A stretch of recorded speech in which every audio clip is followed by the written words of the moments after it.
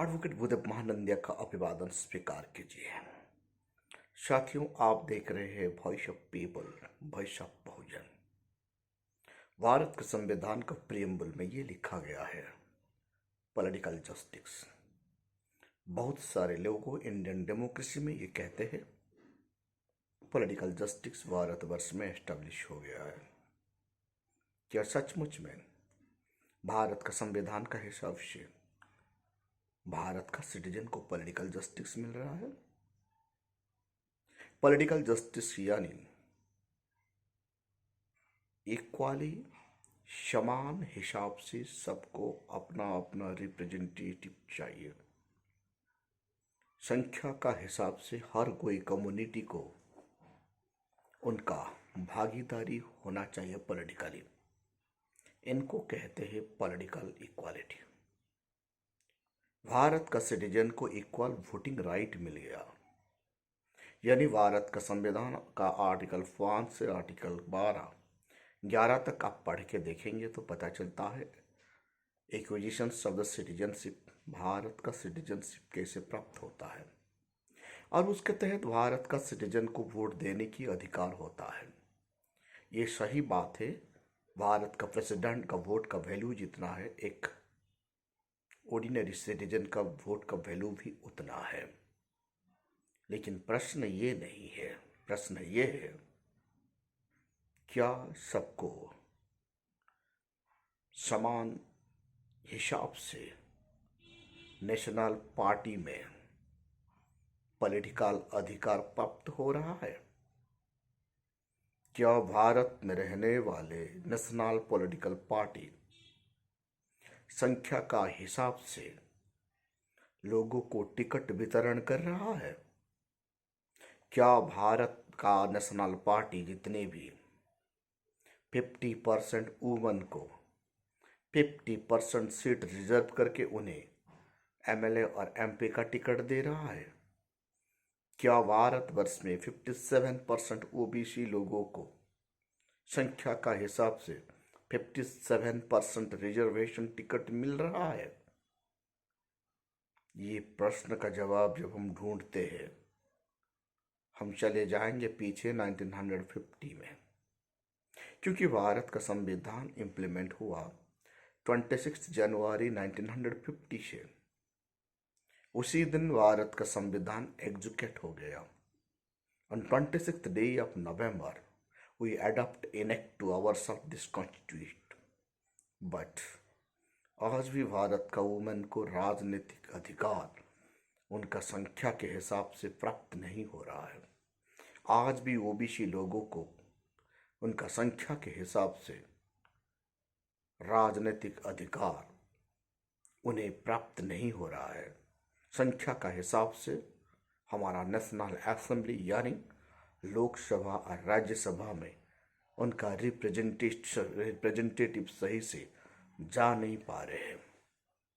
रही बात एससी और एसटी की, एससी और एसटी रिजर्वेशन सीट में ही जा पा रहे हैं और जनरल सीट में कोई भी नेशनल पार्टी, बसपा को छोड़कर जितने भी नेशनल पार्टी जनरल सीट पर कभी भी शेड्यूल कास्ट, शेड्यूल ट्राइब लोगों को लड़ने के लिए टिकट नहीं दे रहा है। इसका मतलब ये है विशेष कम्युनिटी के हाथ में भारत का नेशनल पार्टी कठपुतली की तरह नाच रहे हैं। भारत का नेशनल पार्टी कौन है? बीजेपी, कांग्रेस। ये दोनों नेशनल पार्टी है। ये दोनों नेशनल पार्टी विशेष कम्युनिटी का हाथ का कठपुतली बनकर नाच रहा है। वो कम्युनिटी जो चाहता है उन्हें ही टिकट मिलता है।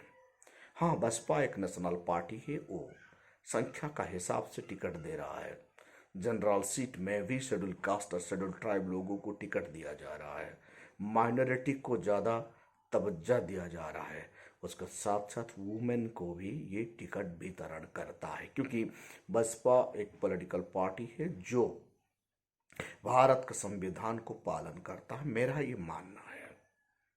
इससे पता चलता है आज भी political equality, political justice Bharat में रहने वाले लोगों को प्राप्त नहीं हुआ है। यानी एक हिसाब से हम देखेंगे तो भारत का संविधान का प्रियम्बल का पॉलिटिकल जस्टिस बिल्कुल समाप्त है।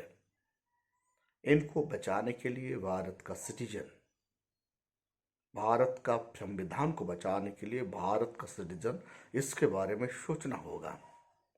कब तक हमारा लोग धर्म और जात के नाम पर लड़ते रहेंगे?